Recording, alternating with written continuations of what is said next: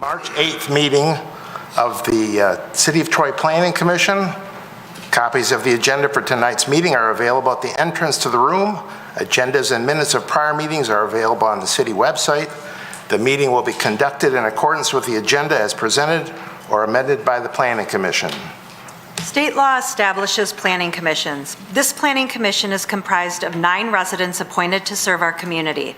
Members are appointed by the mayor and confirmed by city council. Other individuals participating in the meeting include representatives of the city's planning department, city attorney's office, and the city's planning consultant, Carlisle Wortman Associates. If you wish to address the Planning Commission, please come forward to the lectern when recognized and clearly print your name and address on the sign-in sheet. Please begin your remarks by stating your name for the benefit of the commissioners. All remarks are to be addressed to the Planning Commission, not to anyone else in the room. If you have a cell phone or any other device that might disrupt the meeting, please either switch it to silent mode or turn it off. At this time, I'll ask the Planning Commission Recording Secretary, Kathy Zarnecki, to conduct the roll call. Mr. Faison? Here. Mr. Hudson? Here. Mr. Krent? Here. Mr. Lambert? Here. Ms. Malala-Holly? Here. Ms. Parakis? Here. Mr. Rahman? Here. Mr. Tagle? Here. And Mr. Beaver? Thank you. Next on the agenda is approval of the agenda. Is there a motion to approve the agenda as presented? I'll move. Go ahead. You got it. Who is first? Oh, Mr. Faison moved and seconded by Mr. Krent then. We'll take the roll call then. Mr. Faison?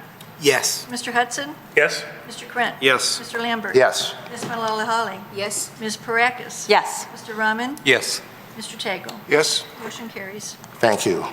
Next is the approval of the minutes from the February 22nd meeting. Is there a motion to approve or any corrections to the minutes? Someone, Ms. Malala-Holly, you make the motion to approve? Yeah. Is there a second? I support. Mr. Faison seconds it. Ready for the roll call? Mr. Hudson? Yes. Mr. Krent? Yes. Mr. Lambert? Yes. Ms. Malala-Holly? Yes. Ms. Parakis? Abstain. Mr. Rahman?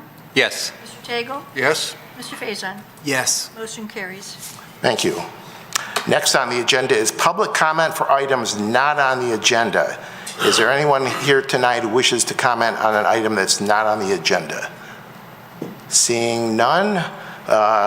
Next on the agenda is a special use approval, preliminary site plan approval, file number SP 2020-0017, proposed Jananiah Medical Building on the east side of Rochester Road, south of Square Lake Road, 5600 Rochester Road, PIN 88-20-11-154-021, Section 11, currently zoned R1C, one family residential district and controlled by a consent judgment. And Mr. Carlisle or Mr.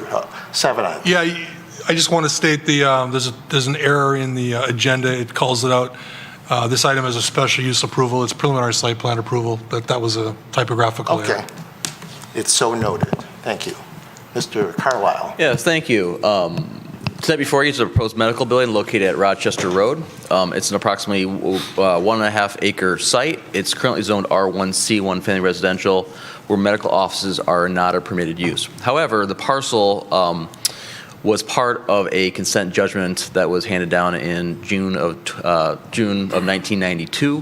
One of the 2 parcels that were approved as part of the consent has been constructed. This is the second one. The subject site is currently home to a 3,000 square foot one-story building that's used as a place of worship. The applicant proposes to demolish that building and construct a medical office in its place. The applicant is requesting approval, preliminary site plan approval to construct a 7,600 square foot medical office building.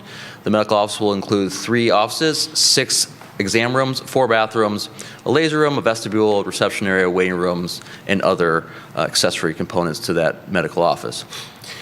As I noted, the consent judgment was passed in 1992. There were 2 parcels including this. This is the parcel A of those 2 parcels.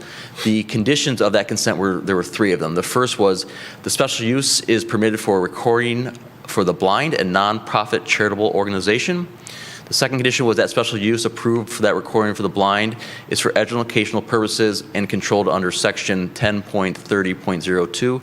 That's the previous section of the zoning ordinance, which has been amended. And the third section,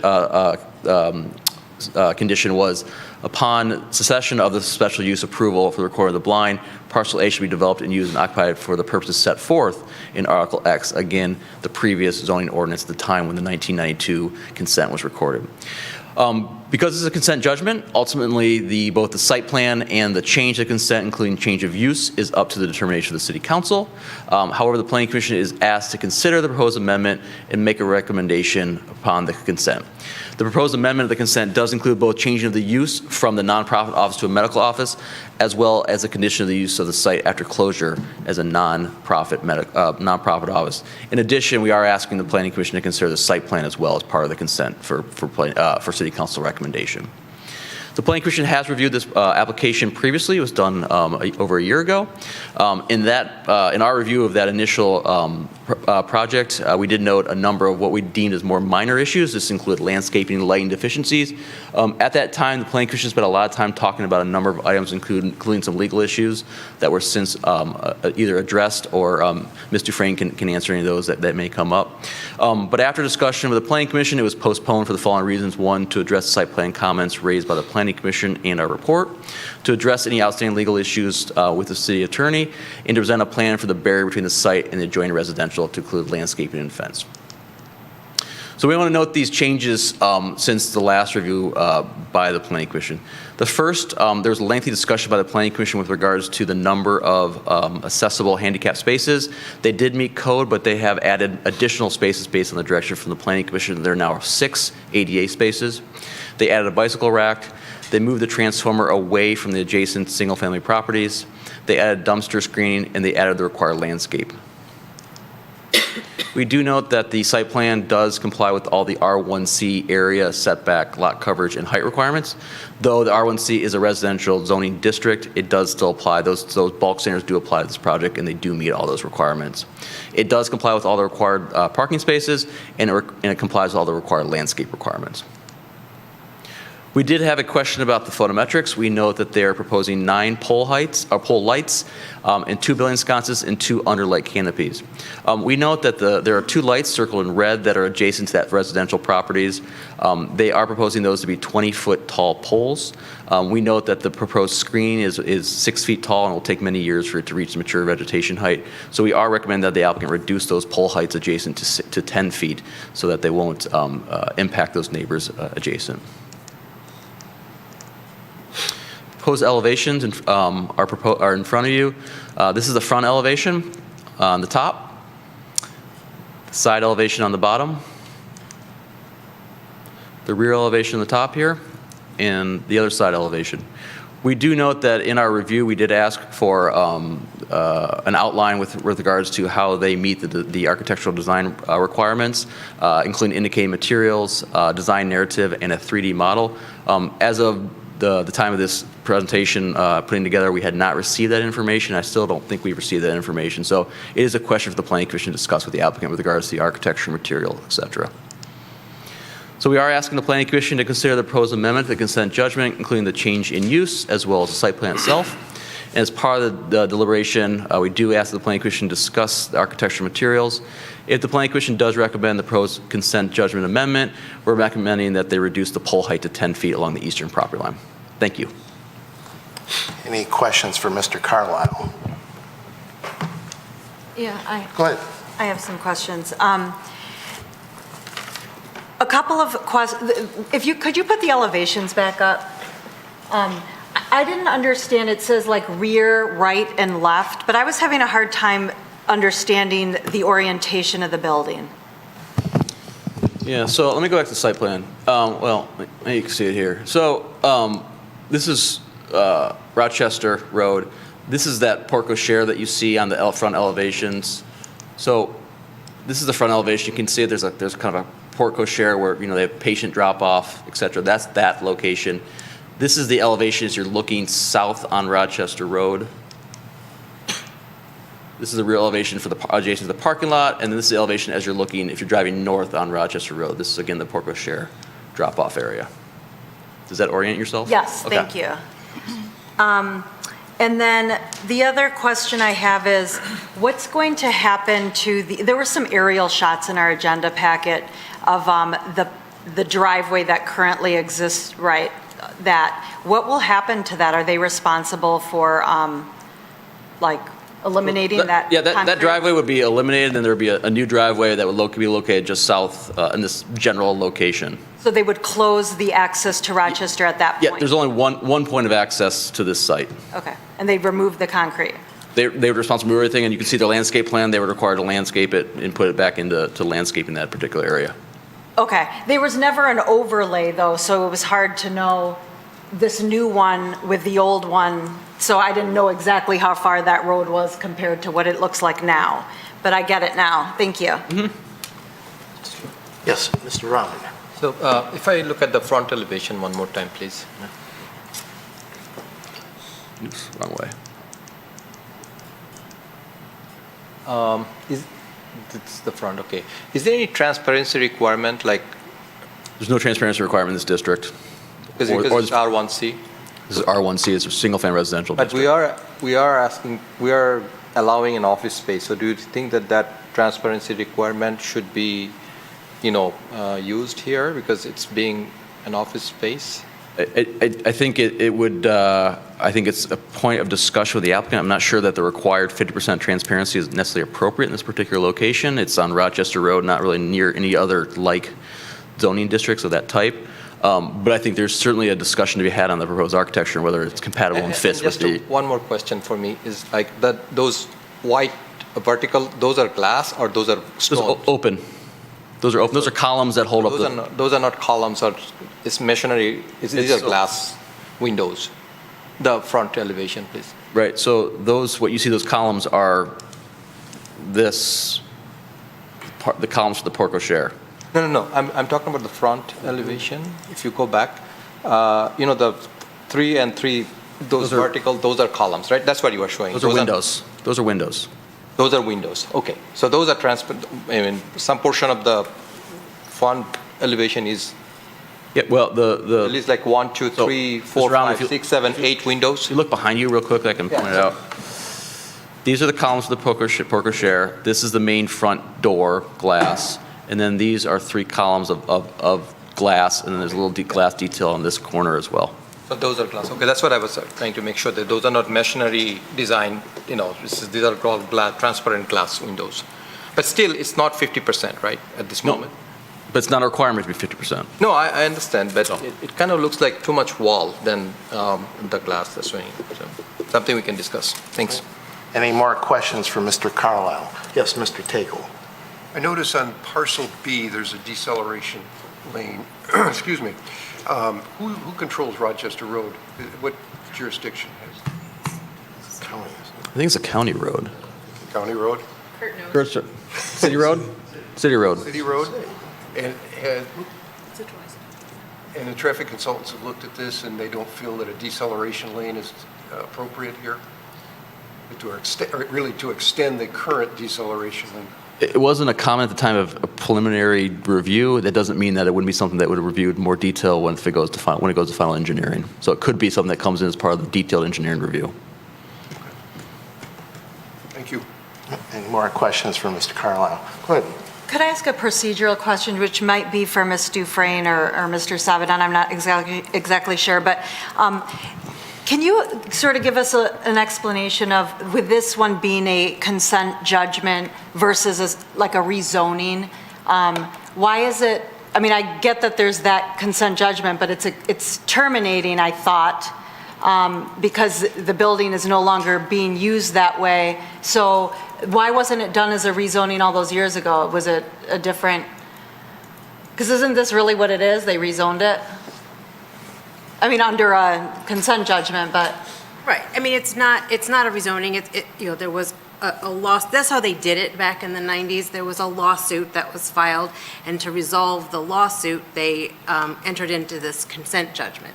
So the property, it was not rezoned. It's still zoned R1C. That's the Right. underlying zoning.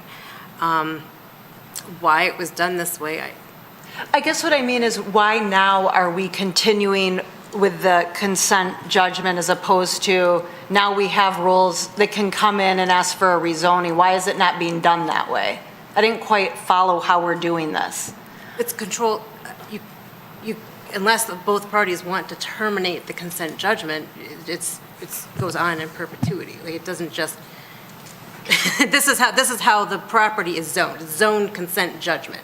It's Okay. controlled by the consent judgment. Okay. All right. No, this is unusual because it's more of a negotiated process. I mean, you don't have to agree to undo the consent judgment if you don't want to. Right, okay. Thanks. From a zoning perspective, these are a bit of a headache because we've got a zoning map that indicates, by color and hatch pattern what the zoning is, but then we have an indication that it's a consent agreement, and then we have got to look up the consent agreement, and there's some of them that have been amended 8 times. So when we have someone calls the property goes on the market, the broker calls and says, "What can I do here?" I've got to email them in some cases 8 documents and say, "Here you go, have your attorney look at it." So they can be quite cumbersome. But like Julie said, in the 90s we had a lot of these. So are we to understand, based on the previous meeting where there were some outstanding legal issues, those have all been sorted out? By the consent judgment, yes. Yep. Okay. You asked my question, thank you. Mr. Faison. I had a question on the 3D model. I know we frequently ask for that, but I guess maybe 2 questions. Is that a requirement for the site plans? Or is that just something we suggest? What's that?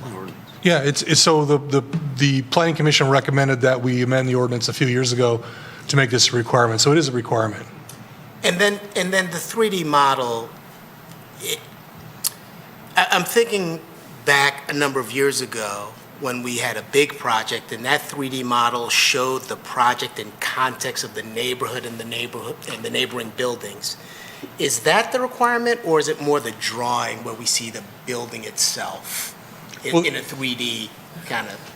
Well, I think the intent of it is to provide context. Okay. You provide the 3D rendering and it. See how it fits with the neighboring property. Correct. Okay. Correct. Thank you. And also it provide different angles. So what would one see, for example, driving northbound or southbound on Rochester? What would one see if one were a neighbor to the east, for example? Thank you. Any more questions for Mr. Carlisle or other city staff? Seeing none, we'll invite the petitioner to come up to the podium and introduce the project. It's nice to see you in person. Last time we saw you by Zoom, or whatever procedure we were using then, but go ahead and introduce yourself and sign in. Anat Janina. This is my medical building. I'm a single practitioner. I don't have any NPs or PAs. So it's just myself in that office. Okay. That's about it. All right. We'll have commissioners ask you questions. Any questions for the petitioner? Well, seeing none. Go ahead. Okay. Suggestion is like, can we increase the glass transparency a little bit more? I can try to talk to the architect, but there's different parameters he had to look at in the architect of the building itself. So when you look at the one curve, that's actually all glass. Okay. So when you look at if you go back to it, Draw on the front. we added those. So you look at that dome, that's all 3D glass all the way around the dome. On the right, see the peak on the right side yes. So that it's not just, so it has multiple areas of glass on it. So that's like more of an area. So we try doing as best as we can. Normally we have 50% requirement when you say an office space, the transparency in the front. Now, it's just, since this is R1C, so we don't, but then it's just a suggestion if you think that can be done. It'll be one window per patient room. You don't want a lot of windows in a patient room. maybe widen the window a little bit, so. Yeah, I don't we know. can look at that. Okay. Yeah, Mr. absolutely. Carlisle had something to bring up. I just want to be very, just clear to the planning commission, we don't have a required 50% for office buildings. We have a 50% requirement in our form-based districts. There are a lot of office uses in other districts, such as the GB, the CB, the office, et cetera, that we don't have a 50% requirement. So again, just be clear, it's not because it's an office we have a 50% requirement. It's only for form-based district properties, which this is not located in. Okay, all right. Still, it's a suggestion, if you can do that. Thanks. Yes, Ms. Malala. Thank you for me being here in person. Two things, just as a suggestion. One, it is always nice for us to have an idea as to what is coming up there. In the sense, color, 3D modeling. Yeah. It gives us an idea as to what we are going to be looking forward to seeing in Troy. It is an encouraging thought to see that something new is coming up there, and thus gives us an opportunity to also put some kind of an idea there, instead of just looking at at this black and white sketch that we see. My second, my question is, I'm sure you heard the 10-foot pole that we are requiring. That's so fine. that there is a, okay, Yeah. so just wanted to make sure that you have. I have talked to the engineer and the architect already, and that's going to be fixed. I talked to him this morning. Okay, good. That's to going know. to be fixed. That's not an issue. Yes, anytime you can provide us a little bit more sense of what is going to be seen on that piece of land, I can tell you it will make a little better impact It's and gonna- understand. It's going to be very upscale, so it's not it's all, so that's all stone, and that's all brick. So it's not vinyl or anything like that. So it's a very upscale build, probably be the nicest building on Rochester, to be honest with you. In the So if you guys know Dominic Treglio, he's actually won multiple awards in architectural design. He does all of Mosheri homes, and he's done a lot of all Mosheri's, the big nursing home in Oakland Township. So he's the stuff he designs is beyond breathtaking. So it's going to be a very nice building when it's there. It's not going to be an eyesore or anything like that. Got it. Thank you. You have a question? Go ahead. Yeah, it looks like a great building. It's definitely an improvement from what's there. But I did have a question on the orientation of the orientation of the building's fine, but it strikes me as a little bit odd that there's a drop-off and there's a front entrance, and it's a sort of grand front entrance, but all of the parking is like on the side and on the back. And also the handicap parking's not exactly close to the entrance. So it's a double entrance building. So if you look at the actual layout, Yeah, I did. so. But this they is- enter through like, it seemed, because I saw the Yeah. what do you call it, the plan where it shows where all the rooms are, and when they come in, they don't enter into that vestibule like they would if they were coming from the front. The problem is you have to look at where the size of the building is as well for landscape and stuff like that. So we took everything in consideration. Okay. And for handicapped patients, even my current office, there's another entrance that goes right to the patient room and stuff like that. So it's much more convenient. And we get a lot of, even EMS, I'd rather have them come through the back. Let's say I have a patient that's sometimes they come in hospital beds that I have to see them. It's just easier to have them with a very wide space in the back directly come in, as opposed to coming into a waiting room or anything like that. So it's easier to, at least for me, in my practice, it's Okay, easier to deal with stuff like that. okay. And then if you could just give us, so what are the hours of operation for the building? Hours of operation, so I'm in office from usually 2 or 3 days a week. I'm in office from Tuesdays 9 to 5, Thursdays I do half a day. But my girls are there and stuff like that throughout the day, answering phone calls and stuff. Okay, so it you won't have be a past staff 5 p.m., always yeah. there, okay. It'll be 9 to 5. And could you elaborate a little bit more on just the nature of it? Only because Yeah. when I think of medical office, I don't think in terms of, I saw fitness room, massage room, sales room, patio. We do a lot of, I have a hand therapist on staff, so I do a lot of hand craniofacial. I'm dually board certified. So I do craniofacial, hand, plastic, cosmetic surgery. So with that aspect, I have a little procedure room, so I can do little procedures in. Let's say a patient comes in, like today from the ER, with a big laceration to the head, as opposed to waiting hours, and for OR time, I just bring them in. It's a 10-minute procedure, in my office, and they go home. The big workout area is more for my hand therapist, physical therapy. She does a lot of hand therapy, occupational stuff for my hand injuries. Okay.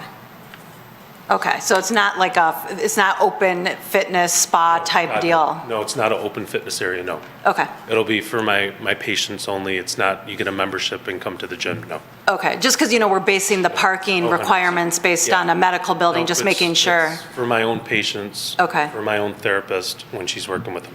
Okay, and also the sales aspect? Yeah, sometimes we have splints and stuff like that, so. I see, okay. We have, as opposed to them going out, we have it. And Got it. You can buy it right there and then, Okay, thank you. yeah. Any other questions? Yes, Mr. Tagle.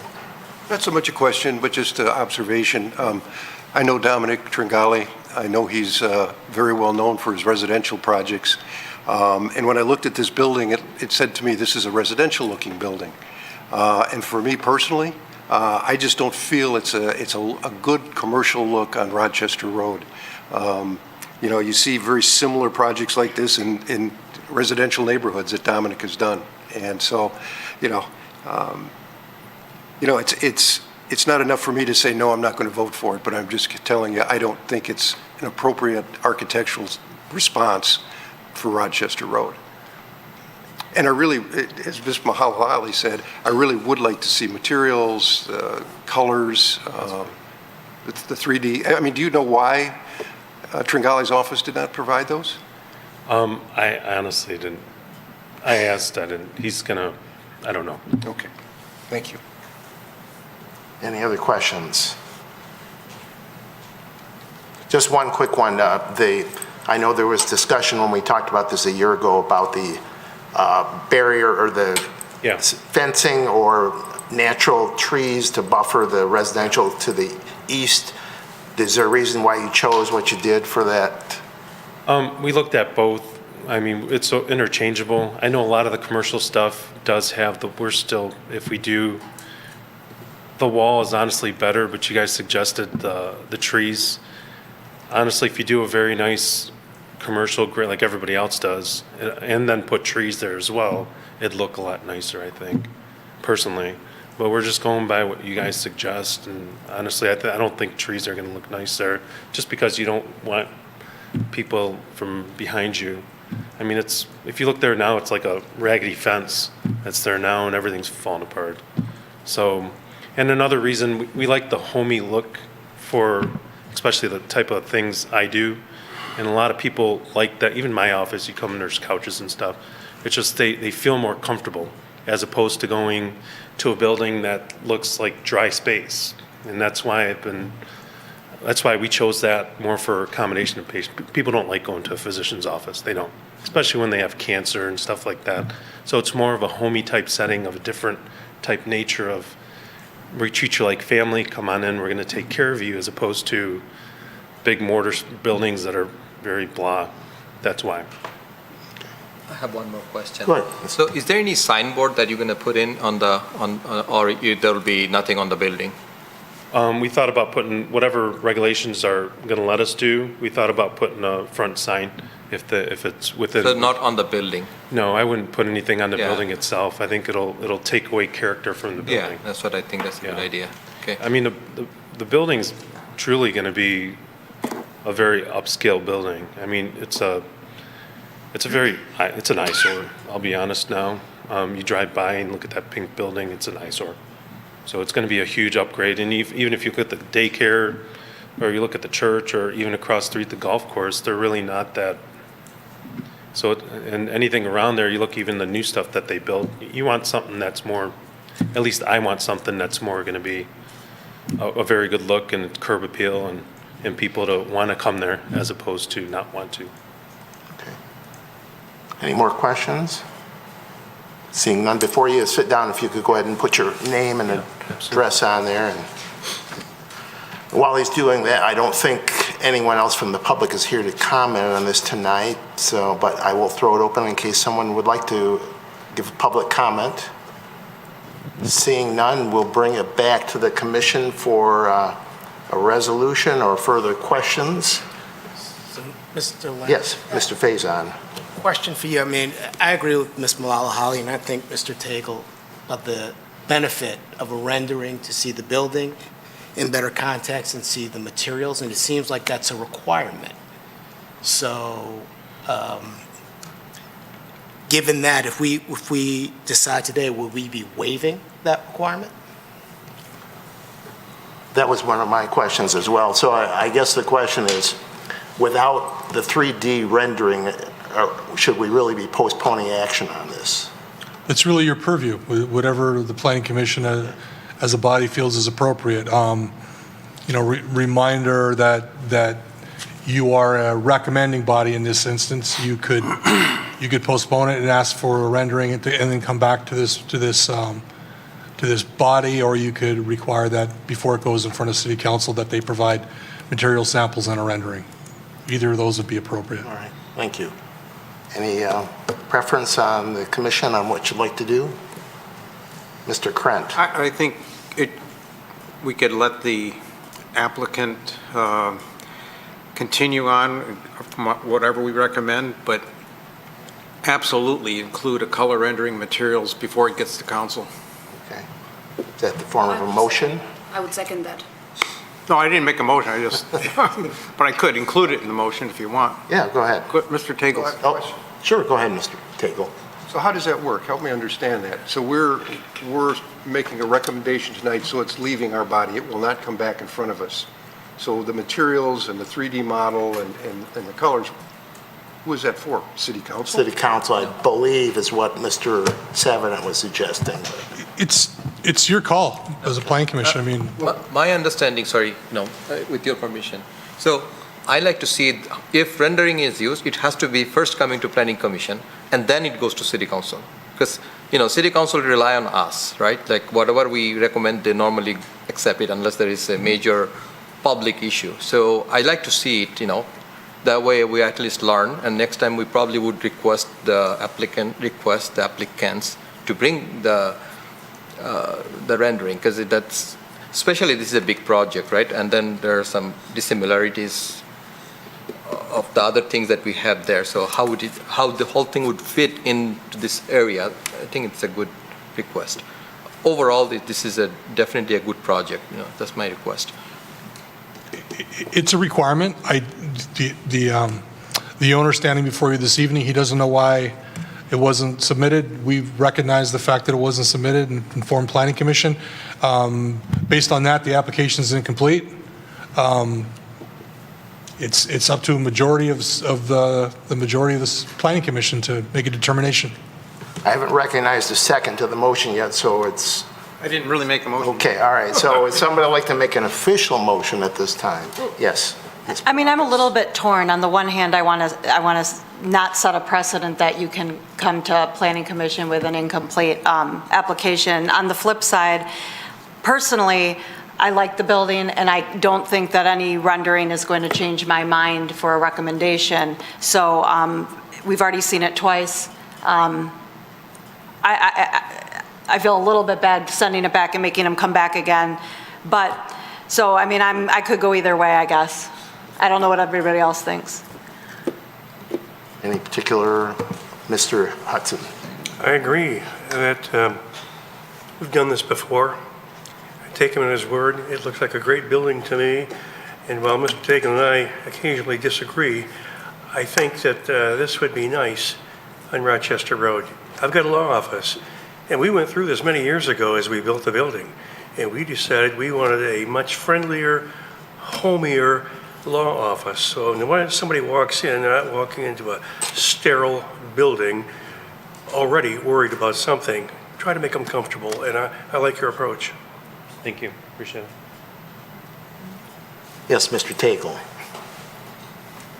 I guess what would help me, for all those that feel that we can give them a buy on the requirements, what's going to be the criteria in the future to give the next petitioner a buy? Yep, I understand that one. Yeah. I mean, quite honestly, it's very clear in the ordinance. Yep. And if someone dropped the ball and just either by accident or just felt that it wasn't necessary, that's really not my problem. No. So I'd like to make a motion. Okay, go ahead. Yeah. I would say that we. Did you have a Yeah. comment? I was going to, Go ahead, Mr. Thanks, Mr. Faison. Chair. I support Mr. Tagle's comment and the previous comment of, I think the rendering should come to this body first and not go to the council first. I do agree that it looks like a great project, but I think we should just follow the protocol.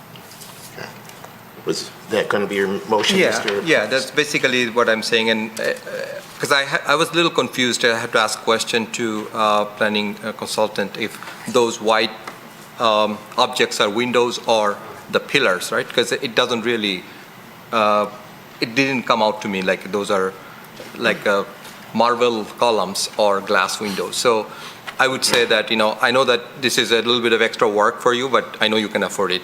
So I would, I would read the resolution.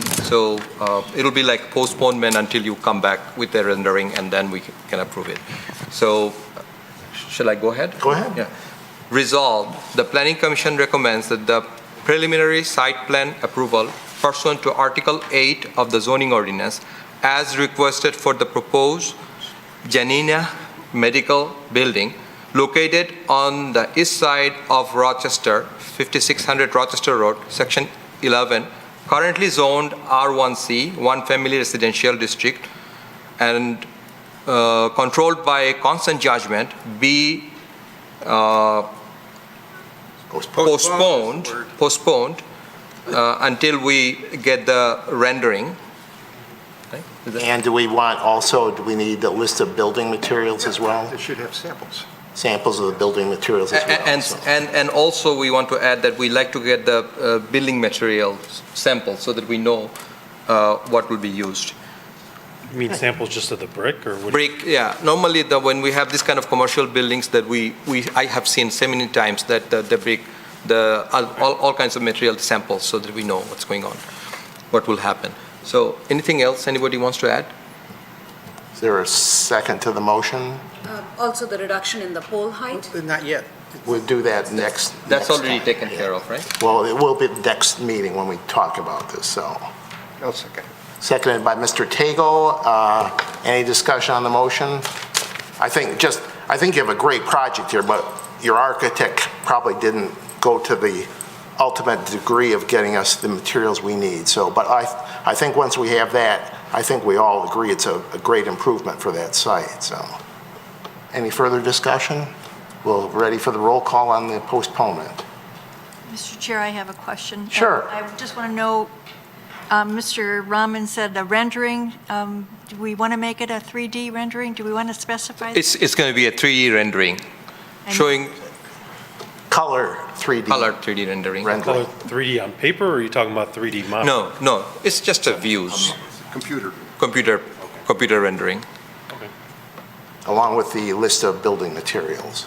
Okay. You can have your architect reach out to us. Okay, I will. Well- I'll call him today. He'll know what to do, but have him call me. Okay, sounds good. All right, we're ready for the roll call now. Thank you, Mr. Chair. Mr. Krant. Yes. Mr. Lambert. Yes. Ms. Malalahali. Yes. Ms. Parakis. Yes. Mr. Rahman. Yes. Mr. Tagle. Yes. Mr. Faison. Yes. Mr. Hudson. No. Motion carries. Well, we'll see when you come back with, and like Mr. Savant said, have your architect contact his office and they'll iron out everything. We'll try, the sooner you contact him, the sooner he can get you the information, the sooner we can get you back in front of the board. We all want the same thing. Yes. Can I ask you guys a question? Sure. So further back, I'm still think a wall would be better that matches the stone of the building as opposed to trees. I truly do believe that's going to be a better, because it's going to block the residential stuff for them. It's going to be more comfortable for them as opposed to you're just having trees when they can look at the building, or it's just all commercial that I've ever dealt with is more of a wall. I know you guys suggested more of a landscaping, but I truly believe a wall with some landscaping would look significantly better, and especially for residential behind me. I think that would be something you could bring back to us and we'll take a look at it, and I So I'll think just we'd have them- consider it. I'll have them redo that portion. Yeah. But I really feel strongly for that. Great. Thank you. Sounds Thank great. you. Thank you for you guys. You guys have a good evening. Not to pile on, Doctor, but I do need a first draft of a consent judgment that will move the process along quicker I as well. have that. Okay, I haven't gotten it, so I need it. What do you mean first draft of consent? What, you're proposing to amend a consent judgment. I need an attorney to send me a draft of what we consider the third amended consent judgment. Okay, okay. So you want me to reach out to attorney to do a draft of the third, Yes, okay, of wanting to do this project? yes. You should have copy of the consent judgments that I do. control this property. I do. Give those to an attorney and tell them that you want to, propose another amendment to that consent judgment. He'll know what to do. Okay. But you do that sooner so we can get that process moving. I'll talk to, Okay. I have an attorney I'll talk to. Great. Great. Sounds good. Thank you. guys. Thank you so much.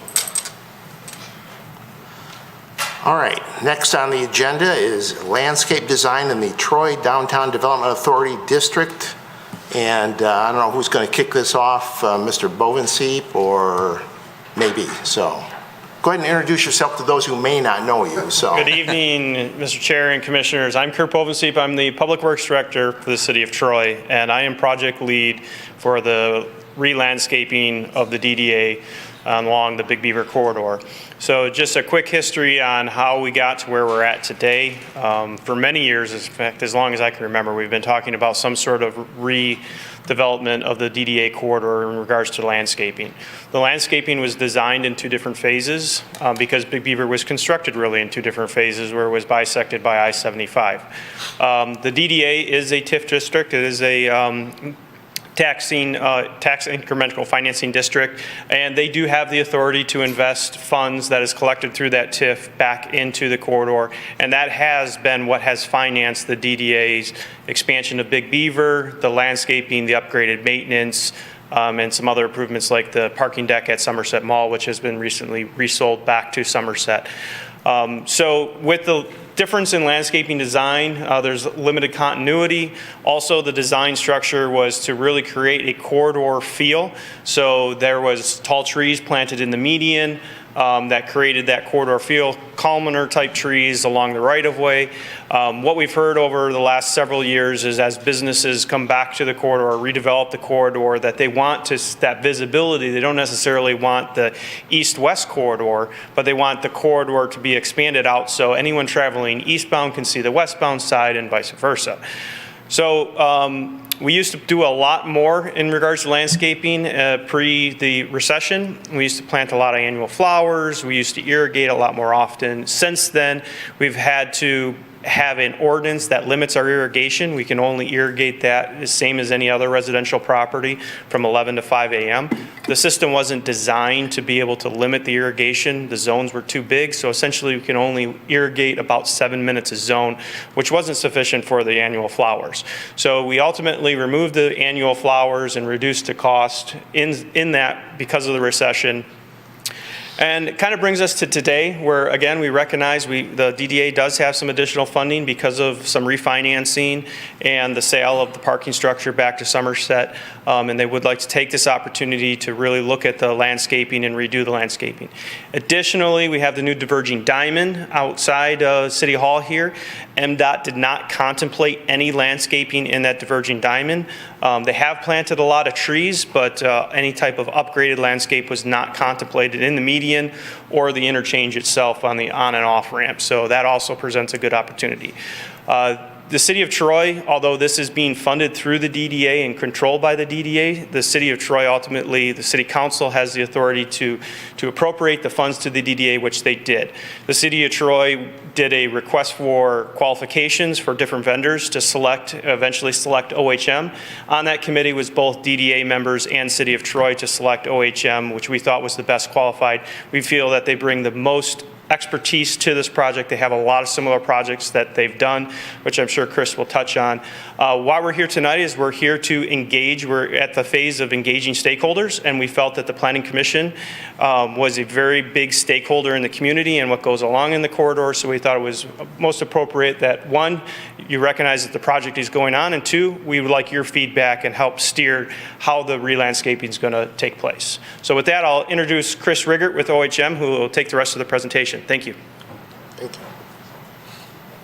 Good evening, Commission. As Kurt said, my name is Chris Riggert. I'm a landscape architect and project manager with OHM Advisors. We kicked this project off the beginning of February. Our team has been using the month of February to conduct data collection and analysis. So we're really at the beginning stages of this project, and like Kurt said, this is really a great time to come to you and share the beginnings of the project and receive any comments that you may have for our consideration as we work through the project. What I have for you this evening is a short presentation that covers just some very preliminary thoughts on opportunities in the corridor, goes through our working drivers for project identification, and then also has, the presentation includes aerials of the corridor, because at that point I'd like to open it up for comment from the Commission to be able to reflect on what's presented and anything you feel like, again, we should know as we move forward. As Kurt mentioned, the corridor itself has a number of improvements that are probably over 30 years in age at this point. So if we look at just the condition of some of these elements, we do have decorative pavers at some of the intersections. However, they are failing in certain locations.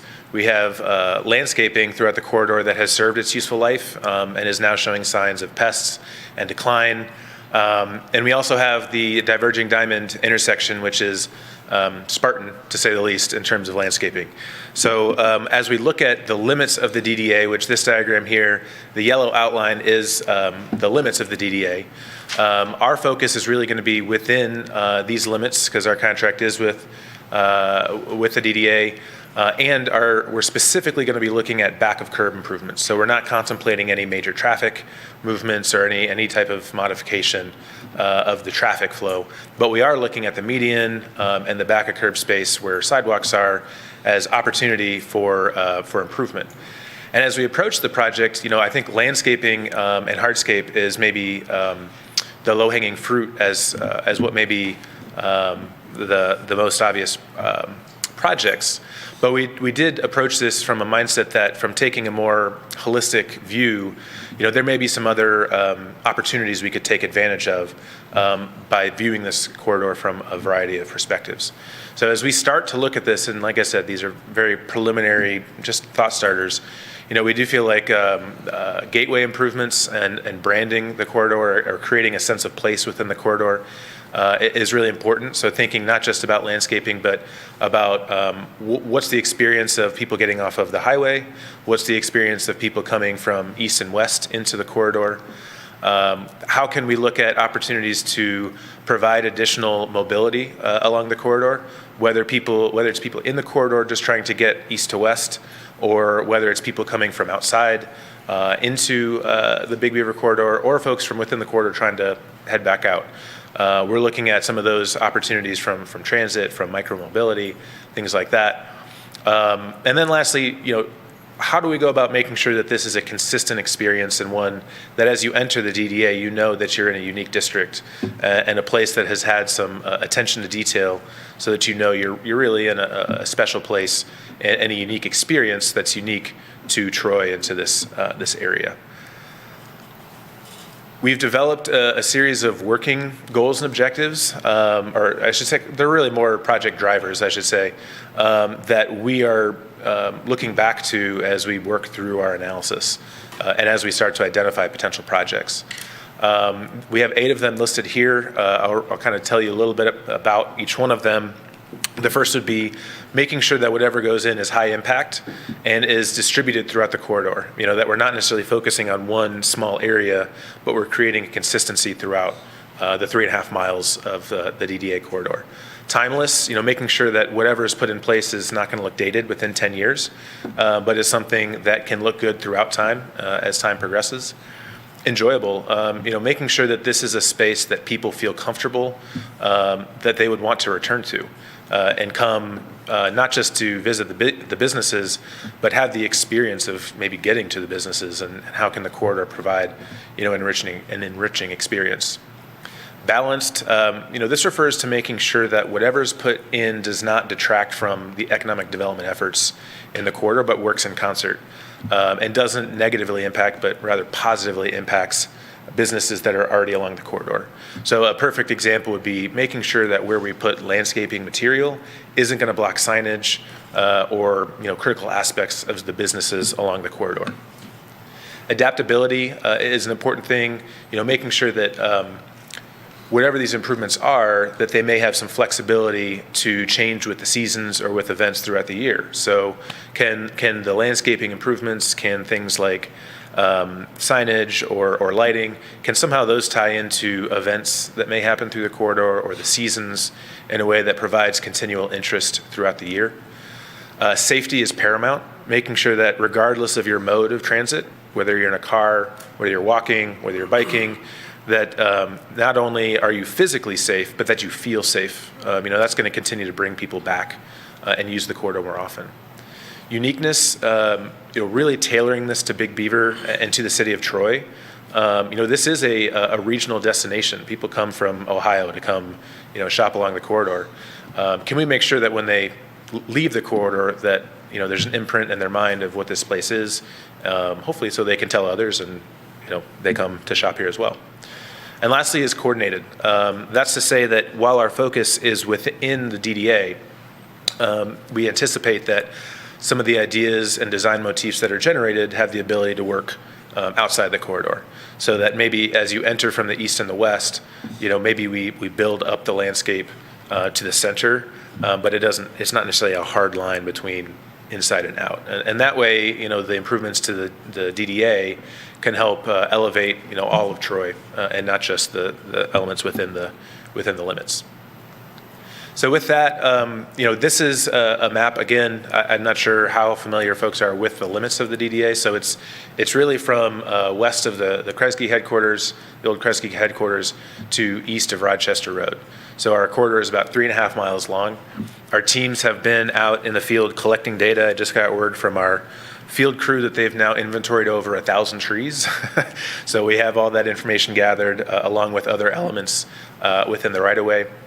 But at this point, I'd like to open it up to the commission to reflect on whatever you would like to share, whether that be the reflection on the goals and objectives or specifics of the corridor that you feel like we should consider, specifically maybe what areas of the corridor are not working and need attention, or what are some maybe projects that you've been dreaming of that we could consider as we move forward.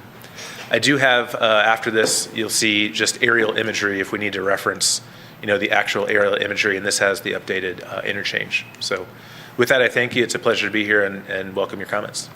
Thank you. Go ahead. We'll just go right down the line, and then we'll come back and go around like this. I mean, one thing, thank you so much. This was really interesting. I enjoyed looking at it, and it was very helpful to hear the presentation.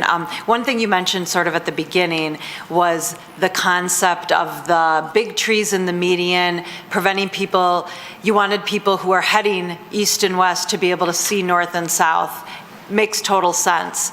But having said that, those trees are really large and beautiful, and if you guys come in and plow those down, boy, are we going to be in trouble. So I think that's going to be a problem. And I don't know what the solution is, because I do see that it sort of makes a division, but those trees are really nice and they're mature, and Troy likes green space, and it'll really impact the look of the road. Absolutely.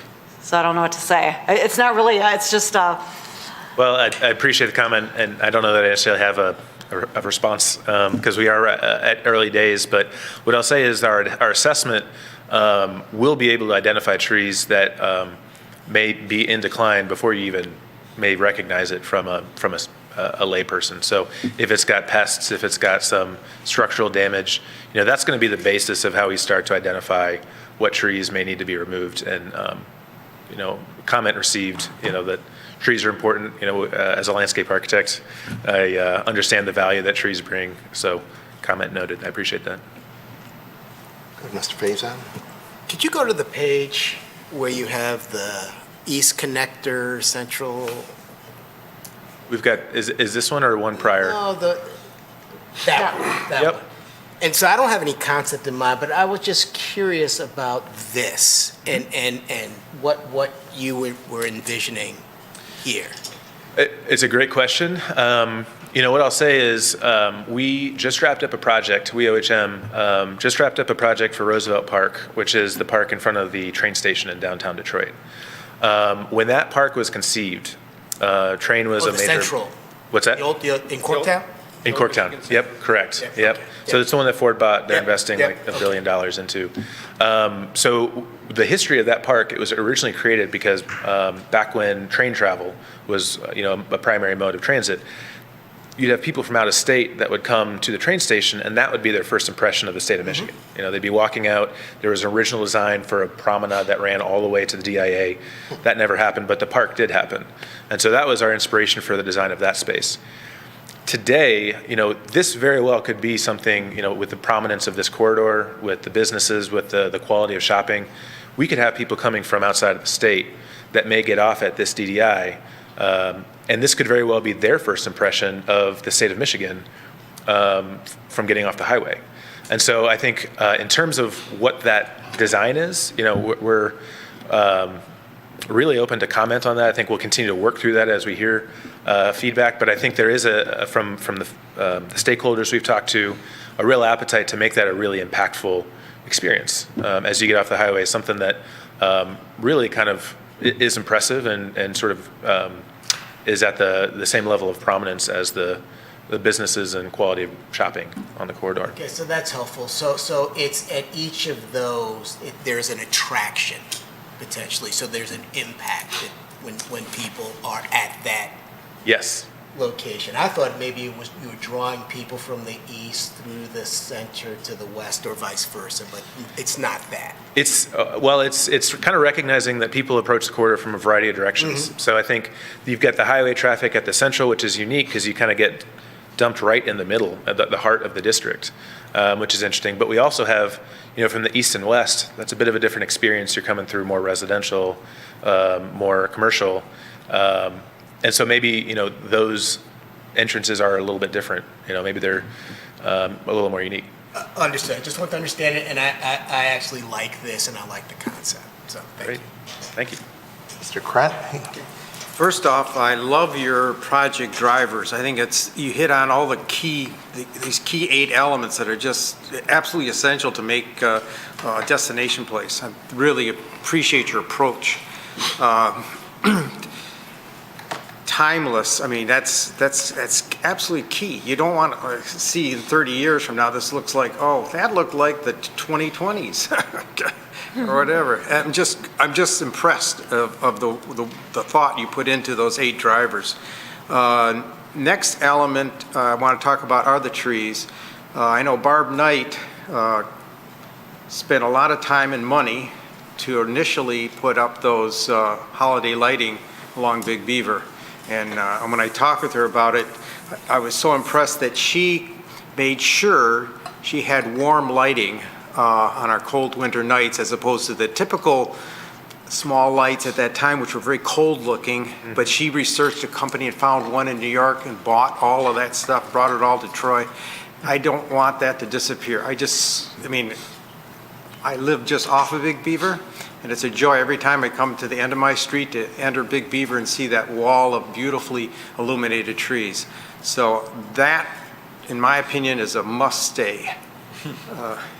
The other elements, again, like you've laid out the gateways, that's been one of my thoughts for decades. I've been here for 42 years, and it's always that, where have I arrived at what? It just let me know what I arrived at. And it just to have that announcement visually of a gateway at both ends and at the middle is just perfect. It's just really well thought out. I'm totally impressed with your approach, and I can't wait to see the kind of results that you're going to come up with and ideas. And at that point, I'll just wait till wait till you bring back some visuals and then go from there. Thank you very much. Sure. Mr. Hudson? I'm hopping on board the Paracas and Krent train at this point. If you, and I'm sure you have, ever traveled M59 through Sterling Heights, that median is atrocious. It is awful. And then you contrast that with the holiday lights we had on the median on Big Beaver. And I don't really think that visibility across that median is that important in the landscaping. I think it's working very well, and I would be hesitant to change that unless you can come up with something very creative, landscaping-wise, which may help you with the visibility, but not destroy what we've got. Thank you, and thank you, Mr. Kren, for bringing that up. The very first thing when I heard the 1,000 trees that you had counted, my heart went out to thinking, oh my God, are we going to see those lights in the middle of the road or not? So, yeah, yes, like everybody else here, trees are essential, and they add an appeal to that corridor. So, love to have that in place. When I was reading through this project over the weekend, one particular image stood out for me, and that was in our current master plan on page 86. There is a concept sketch from the Big Beaver Corridor study done by Birchler RAO Associates, hope I'm saying their name correctly here. And what they have in terms of the image, and I'm sure everybody else would have looked at it too, is something that I envision personally what Big Beaver Corridor should look like. And you will see that there are cars moving in one direction, trees on both sides of the road, and then there is a cobblestone pavement there with some gathering spaces, some beautiful lighted poles with some flower baskets hanging. Very typical of a downtown experience. I'm not sure whether you had a chance to take a look at it. It's on my computer and I can show you. This is what I'm talking about. Absolutely. And that is something that I do envision Big Beaver to be. Green, rich, with engagement spaces. You're talking about a landscape. I'm looking at little small area spaces in this whole gateway where you may have some nice chairs and tables for people to just sit, enjoy the whole space coming out of the restaurants or the shopping areas, and they just chill out here, or just so they just come there and chill out. And I love personally those hanging baskets coming from a lamppost. I really do. I think with all the petunias or any other kind of flowers that you put, because you did mention that the cost was, Mr. Bovensieff mentioned that the cost for annual flower maintenance is really high, which I completely understand, watering, all of those things. But gosh, it looks so beautiful in spring and summer. It's so appealing to the eye, so colorful. And at the backdrop of green trees and concrete buildings with glass facade, oh my God, we can add a beautiful appeal to that. Personally, that's the Big Beaver Corridor that I would also like to see. Aside from any other changes that you are looking to bring about, but a very cozy, nice gathering place, because that's what Big Beaver is all about, right? Eating, shopping, gathering location. Absolutely, and I appreciate the attention to the social spaces. I mean, that's one of the things we did note as we look at this. What attracts people is not business, but it's other people. And so if there's a way that we can feature, social life along the corridor, and allow people to see other people, that's going to continue to drive business. So it's an economic development tool, but it's also a quality of life measure too. Yeah. Well, in the good old days, they used to have the chess tables. I don't know whether so that was a great gathering place where people used to come just to play chess, not essentially to watch anything around, but play the chess. I'm talking about, in today's world, it may not be chess, but I'm talking about creating such lively spaces. Mm-hmm. And with the COVID that hopefully behind us, we want such gathering places. These are open areas where people would like to engage, converse, grab a cup of coffee and talk things in life. And that's the envisioning that I would like to see. Absolutely. Thank you. Thank you. Yeah, go back over here, Mr. Tagle. I think one of the challenges we have with Big Beaver is that it's a 3-lane, 50 or 60, whatever miles an hour they travel. But what we're trying to do is make it a pedestrian, more of a pedestrian friendly. Mm-hmm. Do you have any thoughts on how do you take that, essentially that highway, and make it a more personal and safe and kind of like the descriptions we're hearing today, walkable, That would be one thing, and I don't know if, and I've got another comment, but go ahead. It's a great point. I mean, I think that's the obvious sort of major conflict, right? Is how much real estate is dedicated to automobiles, how much is dedicated to pedestrians. We know that the corridor traffic has been studied, has been improved, and that's a big plus for the corridor, is that you can drive in, you can park, you can get to where you need, and you can get out without too much issue. That's a competitive, unique advantage to the corridor, which we don't want to negatively impact. But at the same time, there's a lot of dots we can connect between restaurants and other places people want to go that may be working in some of the business parks, business towers. So to be able to promote that connectivity is really important, and I think it's going to require, there's probably not just one project that's going to do that. It's going to be a variety of strategies that are going to have to work together, which is why the approach we're taking is really sort of taking a little bit more of a broad view to understand what the projects are and how they all work together to create a framework and a whole. Because, like I said, it's not just one thing, and it's going to be something that we'll address within the projects that we identify. The other thought I had, I don't know if you're familiar with the term vest pocket parks. Mm-hmm. Kind of what you're describing. There was a great one down across from the Fisher Building years ago, right at 2nd and the Boulevard. Yeah. And people would gather there at lunch, and after work, there'd be people who grab a guitar, and they'd be, those kinds of things I think would really be attractive. And then the other thing maybe to consider too is art, public art. Yeah. And, as a nice amenity to enrich that experience. Absolutely. It reminds me of some projects that we've worked on in the metro area that come to mind. One is Auburn Road in Rochester Hills. That's a project that we recently completed that included a complete reconstruction, and that had a pocket park as part of it, which they have they turned actually a splash pad, playable fountain, and they turn that on, and they can't keep people away from it because it's so popular. And actually, one of the things they did on that project, the city did an art competition with youth in the community, and if you got selected, they actually printed a 3-foot round ground sticker, and they put those all the way throughout the corridor. And so it worked really nicely in concert with the improvements of the streetscape. There was people coming to see the public art and celebrate their kids' art and spend time in the corridor.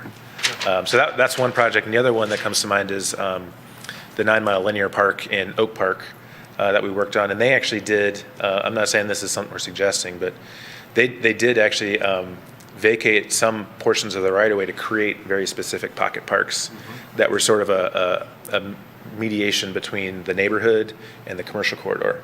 So if you were a resident, you weren't directly subjected to commercial traffic, but there was a nice public space there. Looking forward to see what you come back with. Yeah, thank you. Can I add one thing? Let's go through and then we'll come back. So I'm going to talk about what you just said. So yeah, definitely the walkability and gathering space, that's a very good idea. I just want to, maybe I'm not disagreeing with you, but I felt like more intimidated when I was walking on Rochester Road.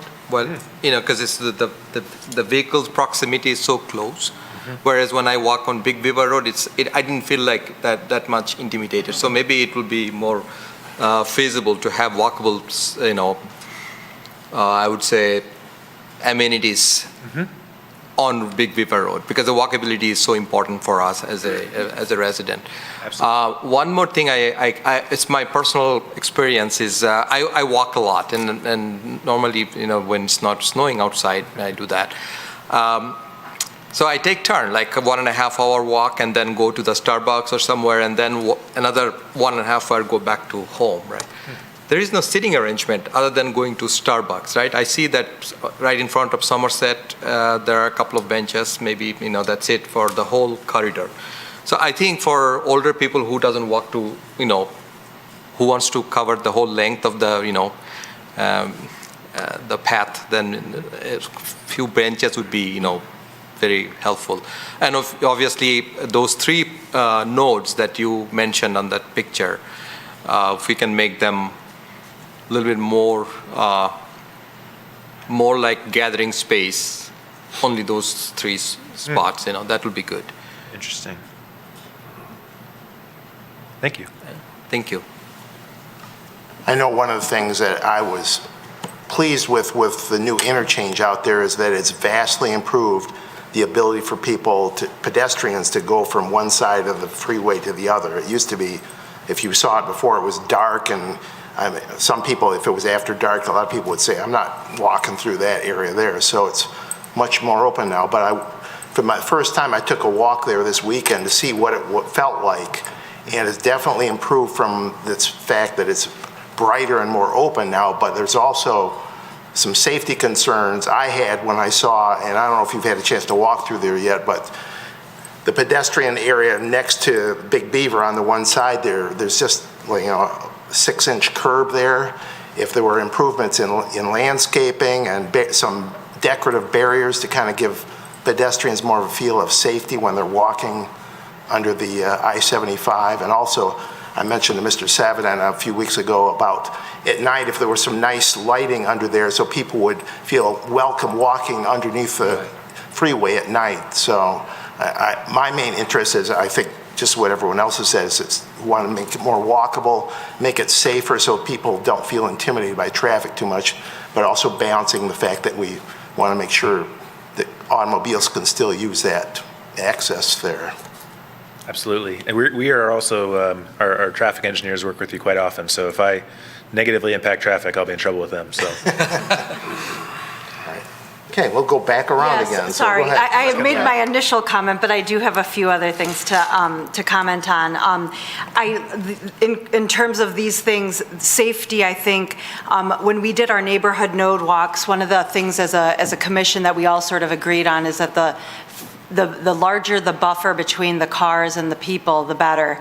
And I think that a lot of Big Beaver has a nice, especially the newer parts, has a nice big green lawn before the sidewalk. And just, I'm a walker as well, and I feel much safer. You're not constantly looking over your shoulder, but it's a very, Big Beaver, it's fast, cars move fast. You want to feel safe, and you want to be able to feel like you can let your kids go walk along there. So always keep that in mind if possible. To your point about under that DDI, I think we're calling it that exchange, the new diamond, maybe some artwork under there, like, not graffiti, but, art graffiti, because before it was always when I would be driving under there before the exchange was improved, and I'd see people walking or biking, I always thought, oh my God, they're crazy. What are they doing under here? Almost like they weren't really allowed, it shouldn't be there.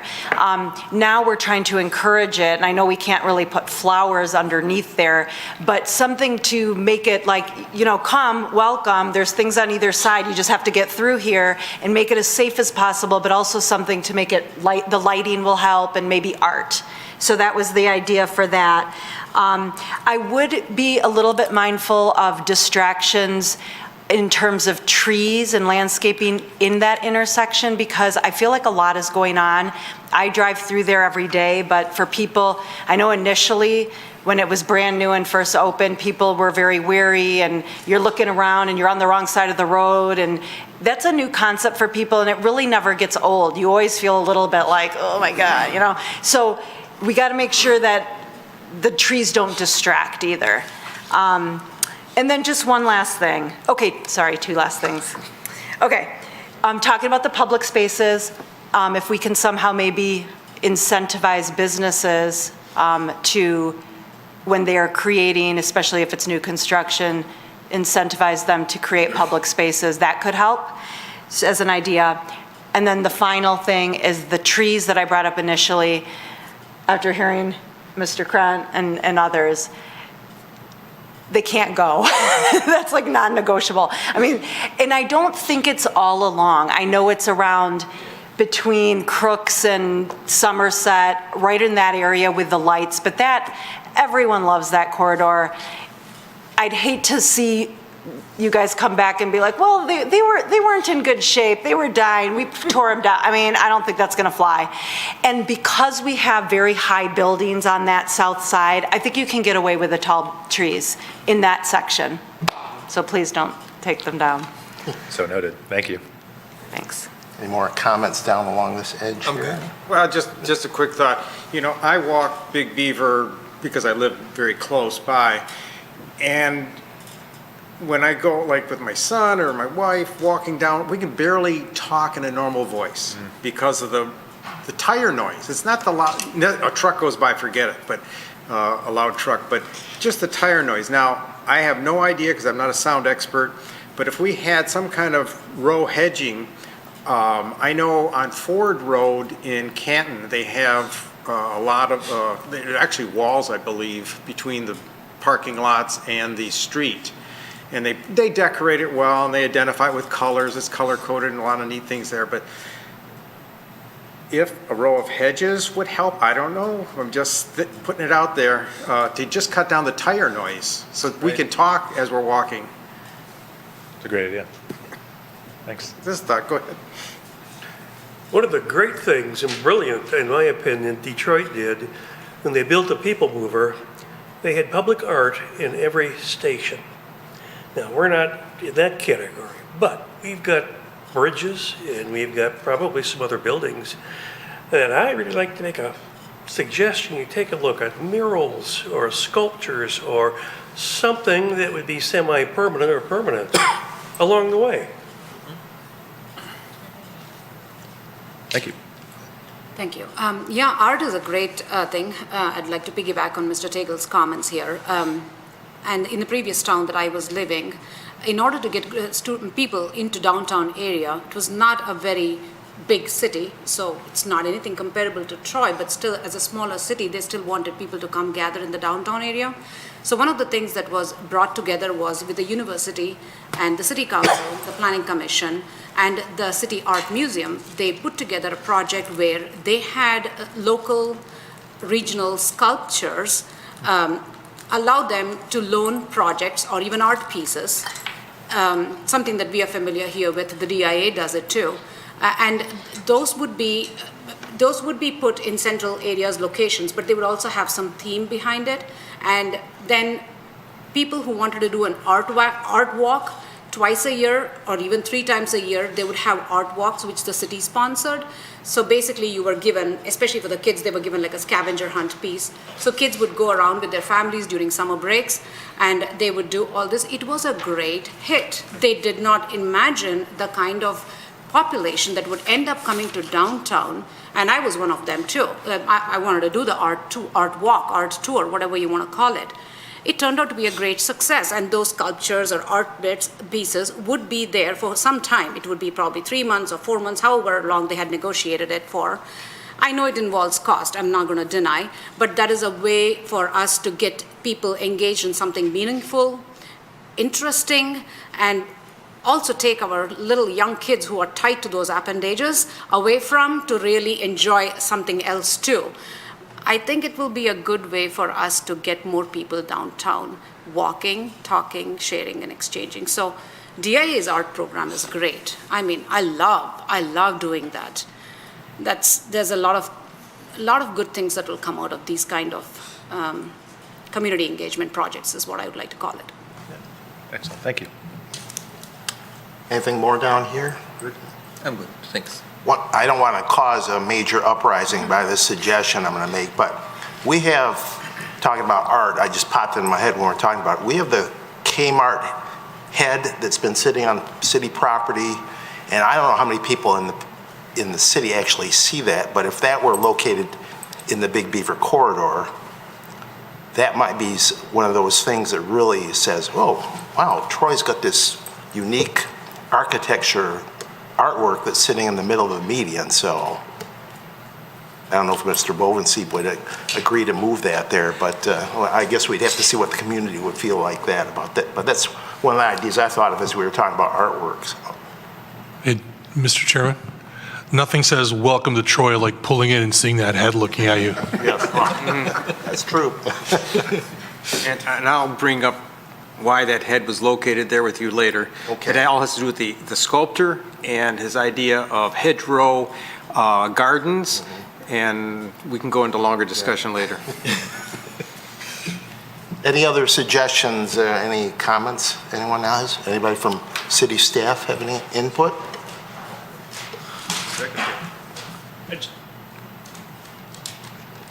I just want to say thank you. This has been very, very helpful. You know, we've been doing individual stakeholder meetings with some of the major stakeholders in the corridor, and of course, the Planning Commission obviously met that list. But, you know, we went into this project thinking, you know, we're just, you know, the flowers, we need more flowers, you know, the trees. The idea of a sense of place has come out in conversation with every single stakeholder group so far. So we're recognizing that this is going to be so much more than replacing some bushes and replacing some brick pavers at the pedestrian walkways, that this is going to be something really, really unique, really grand.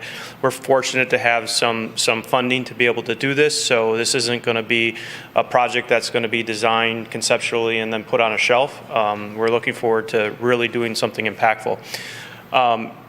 I love, you know, I was at the ground level with Barbara when we started the Lights of Hope, and it's grown to what it is today, which is amazing because I think it's really helped the sense of place. I do want to say, I don't want to be a disappointment, but we have been treating the spruce trees for pitch mass borer for 2 years now. It is not, we're making every effort to save the trees because we recognize how important they are to the corridor, regardless of some opinions of it does split the corridor into an east and west corridor. But I just want to put everyone on notice that if some trees had to go, we have been trying and making every attempt to save them by injecting and then spraying them. And then, and just lastly, as far as my comments go, you know, I love art as well. I think that's going to be an important component. I don't think we have a lot of art enthusiasts in this community. I know we talk a lot about incorporating art into the community, and I'm really looking forward to the opportunity of doing just that because almost every stakeholder has said that, you know, there has to be a component, something that's unique, and art, of course, would make it unique. So thank you very much. This has been invaluable. We're very excited. Question for Mr. Director. So so do you know the timing of this? I know that funding is already approved. So is it going to be like a year-long project, or this year only, or many years? So yeah, we're really at the infancy stage right now. OHM has been contracted to do the entire project from concept to engineering to management of the actual construction management. Right now, we're just at the investigative stage. So I would say once concept is done, we're looking at 2 years before we actually started construction. We want to get this right. I know it seems like a long time. We've been talking about it a long time, but we really, really want to get this right. Very good. Thank you. Ready to go. Mr. Savedant? Yeah, just to look at this just from a little bit different perspective. So the Big Beaver corridor study, which set a policy for Big Beaver, was approved in 2006. It was rolled into the master plan, the first comprehensive master plan effort in 2008, and then we implemented the Big Beaver zoning district in 2011. And I included a map in the packet that overlaid the zoning on the DDA boundary, and it's very close. So you could almost say we're talking about the Big Beaver zoning district in a way. And after 2011, when we made it a little bit easier we streamlined our approval process, we started to see investment in the corridor. So we started with filling in those underutilized parking lots with the one-story buildings, and we started to see multi-story buildings like the Children's Hospital, and we started to see mixed-use buildings like Zen Apartments and the project across I-75. So all that investment, though, has been in the private realm, on private property, and the development community has been responsible for 100% of the investment in the Big Beaver corridor, because, like Kurt said, we stopped investing in the public realm in 2008 in the recession. So it's almost like a missing piece to the puzzle, and we've got the infrastructure, the sidewalks, and the roads to kind of tie those projects together, but we don't have the wow factor of that landscaping. So from that perspective, the Planning Commission has played a huge role in how this corridor has evolved since 2006. But that missing thread that kind of ties everything together is this. So I'm really excited from that standpoint, that what this is going to bring to kind of provide the icing on the cake. Thank you. Thank you, gentlemen, for your time. Appreciate it. Next on the agenda is the Troy Master Plan update. Talk about a good segue there. I don't know who's going to handle this. So we had neighborhood node walk and talks in November. Reminder to Planning Commission that on Saturday at 8 o'clock in the morning, if anyone's interested, you can certainly attend the city council node visits. They're going to visit 3 nodes. It's a public meeting. It's, anyone who wants to go can attend. It's really intended to get feedback from city council who wants to play a role in this master plan amendment effort. So I'm not saying don't attend. It's a public meeting. So, but the goal is really to spend a couple hours with city council and get feedback from them. We had the feedback we got from the Planning Commission and citizen walk and talks was fantastic. I think it really helped Ben and I and Megan from Carlisle Wortman. It gave us some perspective that was really helpful. And what we want to do is take a representation of the Planning Commission and form a subcommittee of no more than 4 members, because if you have a quorum, it's considered a public meeting. So what we'd like to do is have the chairman appoint or nominate a subcommittee to really kind of roll up our sleeves and do a deep dive into the neighborhood nodes and come up with a new approach for the nodes and actually go through the nodes one by one and spend some time coming up with a plan of action for those nodes. So what we'd like to leave with tonight is the makeup of the 4 members, as well as maybe some meeting dates and times that we could meet. Okay. Well, we've kind of talked about, go ahead. I have a question Sure. really quick. What 3 nodes did you guys select and who selected them for city council? It was a team effort. With myself and Ben had input, the city manager and some other staff members had input. We selected Crooks and Waddles, Square Lake and Livernois, Long Lake and Livernois. And basically the reason for that was they were the most well-attended of the walk and talks, and we seemed to get the most feedback and the most interest in those nodes. So that was, and really it was similar to the reasoning for the walk and talks. We couldn't, I guess we could go to every one of the nodes and walk them, but it's really not practical. So it was more of a representation of some of the issues that we discussed. That was kind of the background for it. Okay, thanks. Yeah. And I would say, Mr. Chairman, that we were, as I indicated, the walk and talks were really well attended, not only from residents, but really well attended from the Planning Commission. We had a number of, I think we had 4 Planning Commission members who attended every one of the walk and talks, which was fantastic. So, we have a good problem, Mr. Chairman, is that a lot of the members here attended a lot of the walk and talks. So they're very knowledgeable about some of what we saw, what we heard from residents, et cetera. But I wanted to, Mr. Krent and I were talking about who might be good candidates for the subcommittee, and I didn't plan the seating this way, but I was kind of going to suggest to the Planning Commission that the members be starting with Mr. Krent, Mr. Faison, Ms. Parakis, and myself, if that's acceptable to the members of the Planning Commission. And just, this isn't going to be done in a vacuum. I just want to stress this. We've discussed this with Julie and Lori. This would be a public meeting. If anyone wanted to attend or meetings, they certainly could.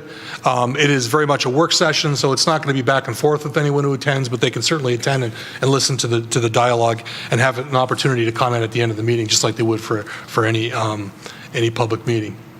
But the subcommittee would come up with a game plan, with recommendations, if you will, and report back to Planning Commission. So the Planning Commission will have every opportunity to participate once the subcommittee is done with coming up with recommendations. I second it. Well, I guess mine was a motion then, so Mr. Rahman has seconded. Any discussion on that motion to appoint those members to the subcommittee? Seeing no discussion, I guess we're ready for a roll call. Mr. Lambert? Yes.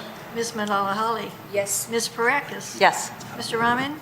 Yes. Mr. Tagle? Yes. Mr. Faison? Yes. Mr. Hudson? Yes.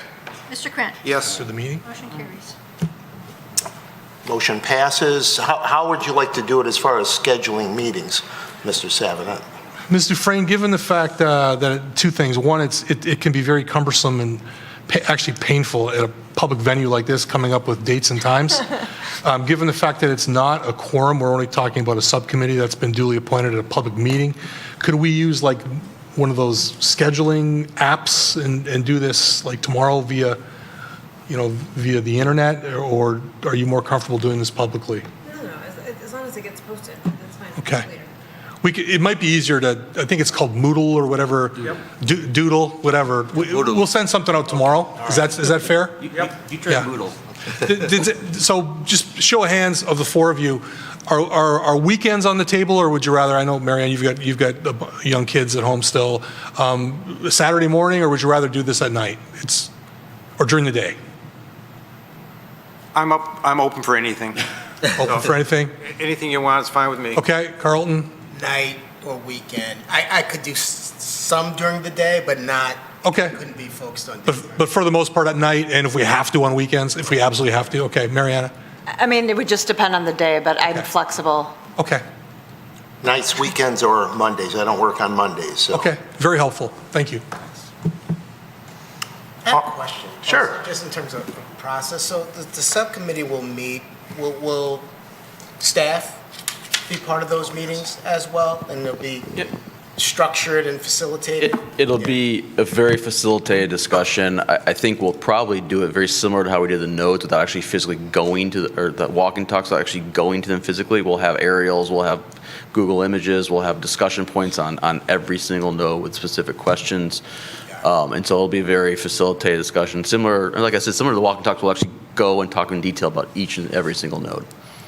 And just one other. Sure, go ahead. One other point. So I said days, not good. I mean, I could do it in the day, just not like in the middle of the day or the middle of the morning. If it was like late afternoon or something like that, that would work for me. Or mid-afternoon to late afternoon, something like that. We recognize that everyone has lives, and we want to make this as painless as possible for everyone, including the two of us. Well, everybody else said they could do it during the day, so I felt I had to be a little more flexible.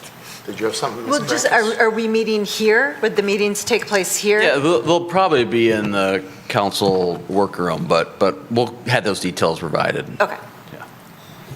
So, Mr. Rahman? Just a quick question. The format, since you said this will be organized discussion, so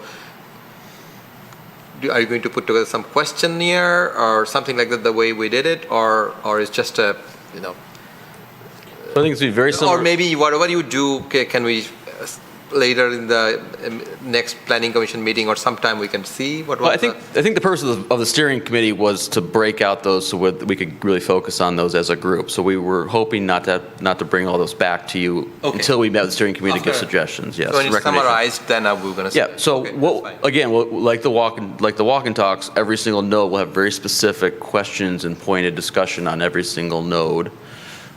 With accompanied data and evidence and photographs and other things like that. And so, again, facilitate discussion that digs down very deep in every single node. Given the fact that no two nodes are the same, I mean, for example, node A is at the corner of 14 and DeQuinder, and it is residential in character, surrounded by industrial in character, surrounded by industrial zoning. The first question I'm going to ask is, should we revert this back to industrial? Because we haven't had one application in 10 years under the node, as an example, which is some completely different discussion than some of the nodes in other areas of the city that have seen investment, have seen, for example, residential development, et cetera. So it's going to be a different discussion for each node potentially. Definitely. Yeah. Oh, thank you. Sorry, last point. And then the point is that we can have this working group to really focus and dig down deep, and then bring that back to the planning commission as a whole for further discussion as a planning commission as a group. Yeah, I mean, obviously, the may have some ideas or something that we want to make sure that that's also baked into our overall plan. So that's sufficient, as long as we are getting some chance to talk as a team and see the perspective of the, Absolutely. committee. Yeah. Okay, thanks. Any more comments on this part? Yes, Mr. Hudson. I'm thinking outside of the box a little bit with Brent's comments. I think maybe the subcommittee should at least address initially the question is, do we need all these nodes as we have them right now?